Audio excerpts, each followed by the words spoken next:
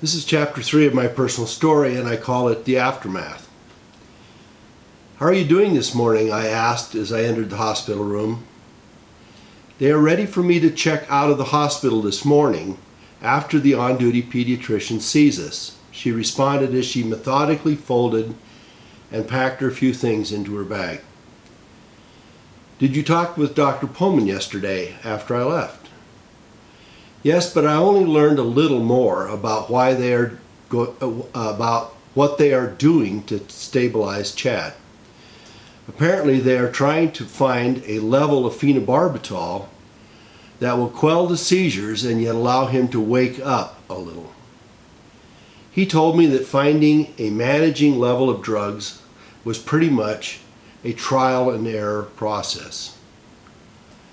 I spent some time in the intensive care too. It is pretty disheartening to see him there so unresponsive except when the seizures come. And I have certainly tired of listening to the beeper in this room. Each new warning signal brings with it an agonizing and painful reaction, to say the least." We sat quietly for some time, each of us on the bed, staring at the door where the doctor was to enter. Finally I asked, "Has Heidi cornered you in the nursery?" "Actually, she has talked to me twice, each time imploring us to baptize the baby in case he dies. She is terrified that we will fail as parents, and he will spend eternity in purgatory or hell or whatever it is that she believes, because he was not baptized." "Yeah, she said the same thing to me and then talked to me again when she apparently got not a good answer from you. She also suggested that his soul would be suspended for eternity in limbo, neither saved nor condemned if we failed him. Have you in any way changed your feelings about that subject?" "No," she quietly responded, lowering her eyes to the floor as she spoke. "I cannot imagine a God who would penalize his soul because his parents did not baptize him." As she looked up at me, I nodded in agreement. As we waited, we heard a knock at the door and a man and woman entered the room. "I'm Chaplain Winter, and this is our hospital social worker, Miss Jennings.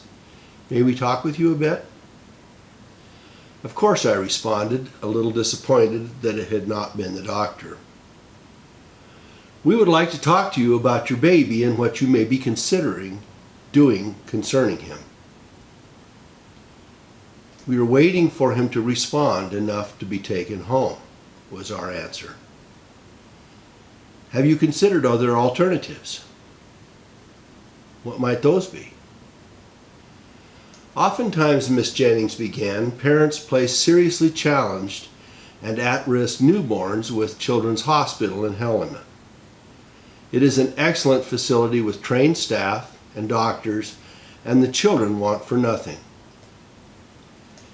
I cannot imagine handing over a challenged and at-risk baby to people who had no personal relationship with him," Kate responded, gently shaking her head. "Parents who keep profoundly impacted babies will also suffer themselves," the chaplain added. "They will often face severe pressure as a couple and sometimes do not have the support of family, employers, or the community. It can be terribly lonely and challenging. We have been told that Chad had severe trauma and that he will have a difficult recovery. But we are determined to see through it to a better outcome," I responded, nodding to Kate in assurance. "Should you change your minds, I have brought a brochure for you about Children's. All of the information for an intake is here. We are thinking you would be positively impressed with the care provided there," Miss Jennings said as she opened her case and handed us the contents. "Have you contacted your minister?" the chaplain inquired. No, we were both raised Lutheran, but no longer follow the faith. We are not part of the congregation. Well, this might be a time for you to reconsider, the chaplain said. The Almighty will provide great strength for you in the coming times. There was a quiet in the room for a few moments as their messages sank in. There was little more for either of us to say. We probably should go now as we have others to see, the chaplain said finally. Please know that we are praying for you and wish you and your baby the best. Thank you, we both uttered as I followed them to the door and closed it after them. During the days we had been there, the natal nurses had come to know us.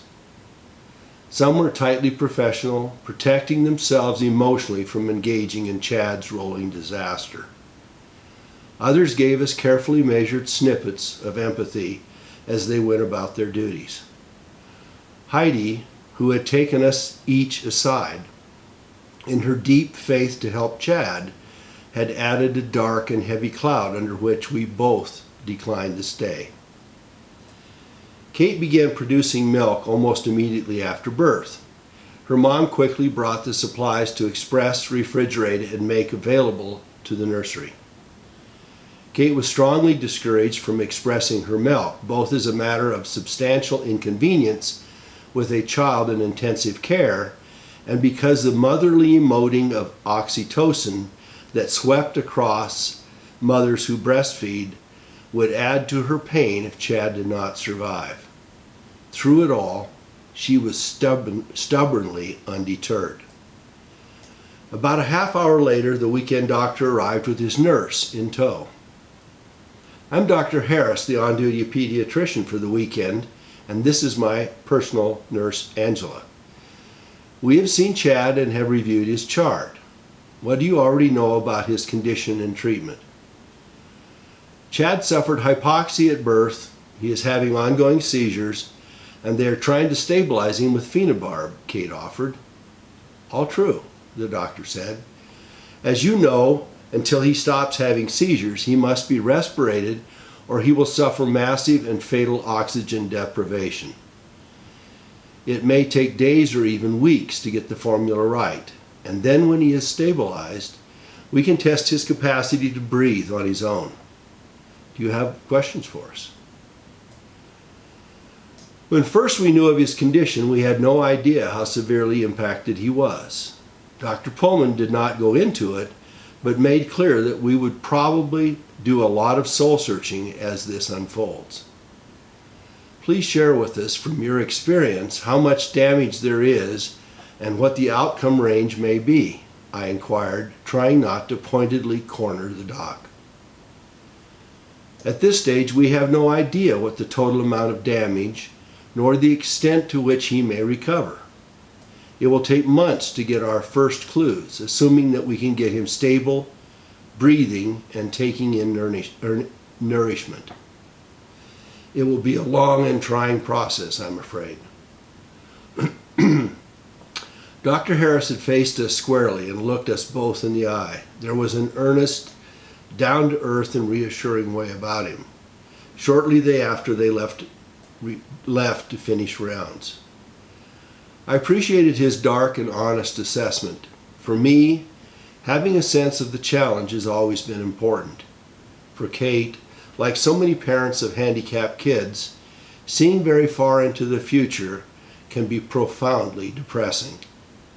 It took me many years to fully appreciate the different ways we process grief and challenges. For many, just dealing with the day-to-day is more than enough pressure.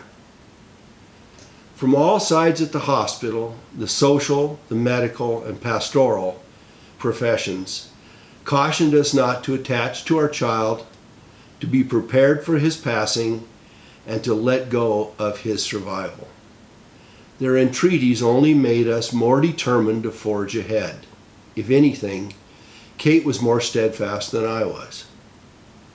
For us, it was not make the most of it or be prepared for limitations. Instead, if anything, we were more resolute to make everything right now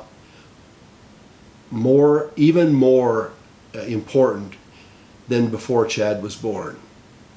Somehow we were going to power through this situation. Without ever putting it this way, both of us loaded all of our life energies for a miracle. There's my third chapter. Thank you so much for all your support and for your continued sharing of stories. I know for many of you, this is a very, very difficult topic because you have profound feelings of loss and grief yourself, some of which you may have not processed. And what I would say to you is the catharsis of this process is a very important part of healing. And it is also an important part at some point for coming to a higher spiritual awareness of what it's all about. I mean, they're really, I do not believe that God simply gives us all we can handle to haul up the hill. I don't believe that. I believe that there are real and positive, engaging, profound life experiences, gifts and messages in each of these challenges we face. And I encourage you to embrace them.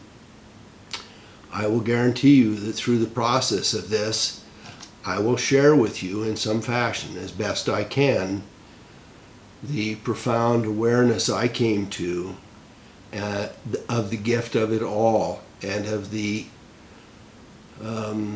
wise and spiritually engaged messages and journeys our children made to us and for us to take us to higher learning. Thank you so much for watching.